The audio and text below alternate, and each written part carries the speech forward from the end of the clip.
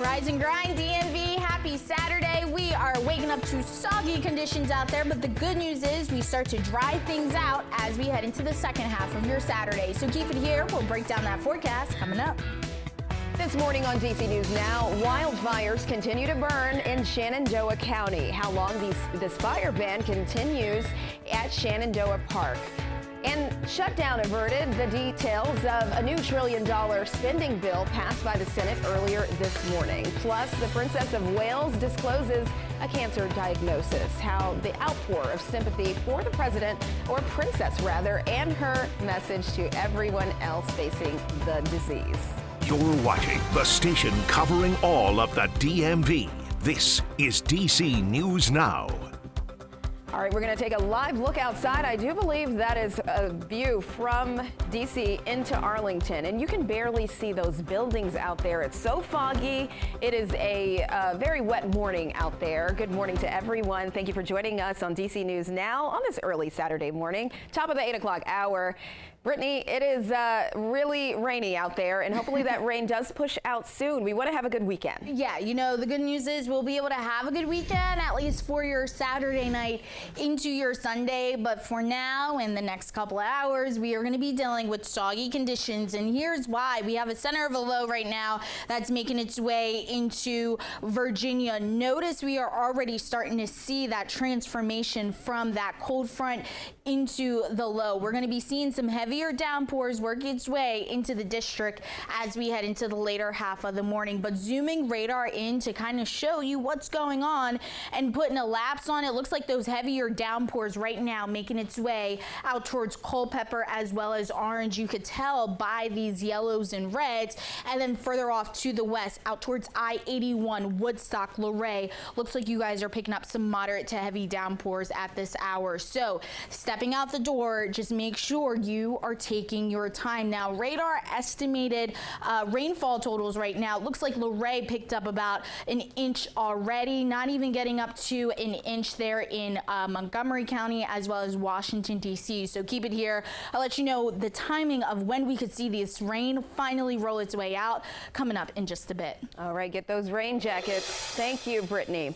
All right, 801 Shenandoah National Park is continuing to close trails as a wildfire burns through more than 1,000 acres of land. Right now, you're looking at video of another wildfire in Shenandoah County seen from Newmarket. A park-wide fire ban remains in effect at Shenandoah National Park until further notice, and will continue monitoring these conditions throughout the weekend.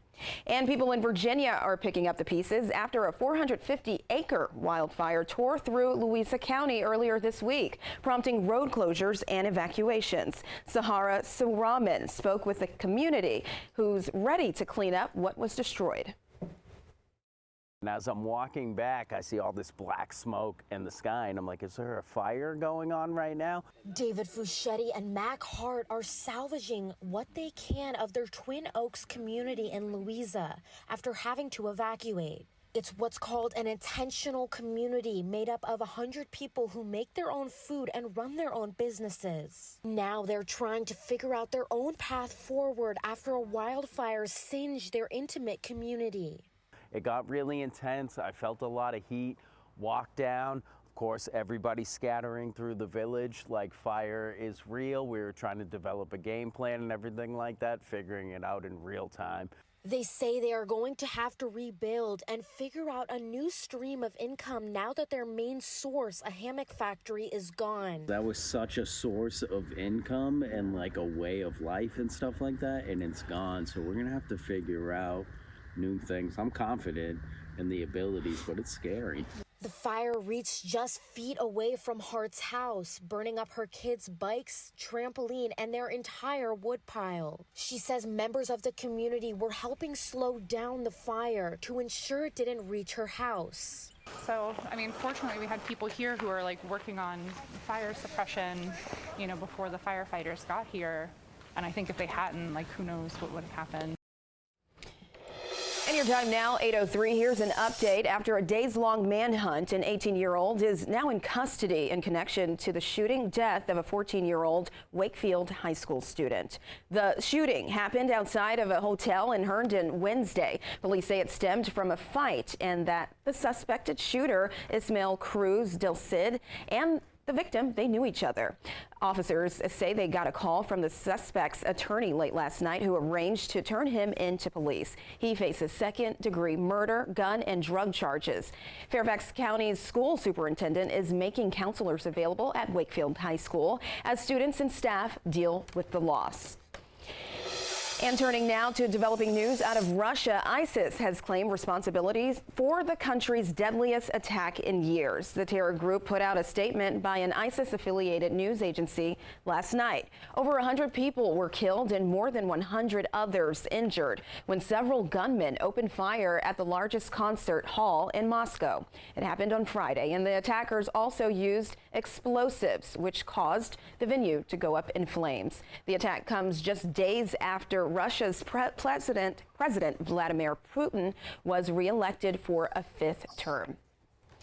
And the Senate passed a $1.2 trillion spending package earlier this morning, ending the threat of a partial government shutdown. The budget is overdue by nearly 6 months, and it pushes the threat of a government shutdown to the fall. The vote was 74-24, and the bill moved through the House Friday morning, barely reaching the required 2/3 majority. Republican Representative Marjorie Taylor Greene filed a motion to vacate Republican House Speaker Mike Johnson for allowing the bill to pass. The spending bill provides funding for defense, homeland security, and state departments and other general government functions. The package now goes to President Joe Biden's desk to be signed into law. And turning now to the Princess of Wales and her cancer diagnosis. Princess Kate's disappearance from the public's eye, followed by a doctored family photo, sparked weeks of wild speculations. We now know she is undergoing chemotherapy and in the early stages of treatment. Well wishes are being sent everywhere, from the White House to British pubs here in D.C. D.C. News Now's Daniel Hamburg has the details. This, of course, came as a huge shock. And William and I have been doing everything we can to process and manage this privately for the sake of our young family. Kate Middleton, the Princess of Wales, is discussing her diagnosis after abdominal surgery in January. The surgery was successful.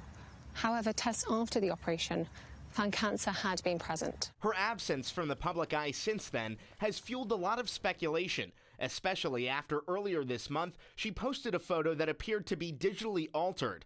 Now well wishes are pouring in from the White House. Our thoughts are with the Duchess of Cambridge and her family members and friends during this incredibly difficult time. And at a British pub in Northeast where visitors are empathetic. As a mom, you're thinking about, well, how does this affect my child? But she has the added challenge of, well, how does this affect other people? And that's just really unfair, and I can't imagine what she's processing. Kate is asking for privacy, but has this message for the world watching. For everyone facing this disease, in whatever form, please do not lose faith or hope.